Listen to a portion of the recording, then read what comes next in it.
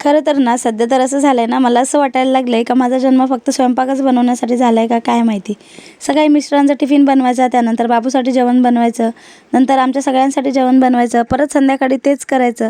हे सगळं करून ना मला खरंच वैताग आलेला. आज मी म्हटलं आज जेवणात फक्त पाणीपुरी बनवेल. हो, खरंच आज फक्त पाणीपुरीच बनवण्याचं ठरवलं होतं.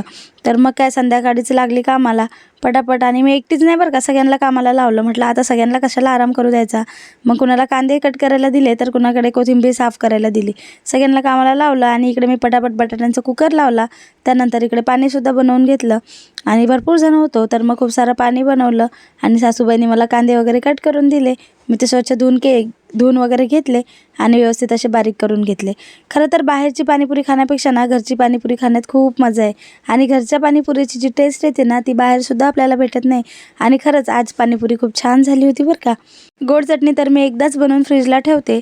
आता फक्त तिखट पाणी बनवलं, आलू वगैरे उकडून घेतले, कांदा कापून घेतला आणि मस्त अशी पाणीपुरी तयार केली. सगळ्यांना ताटं वगैरे वाढून दिले आणि आम्ही सगळ्यांनी पाणीपुरी मस्त एन्जॉय केली. तर असा काही होता आजचा दिवस. चला भेटू उद्या. Bye bye. श्री स्वामी समर्थ.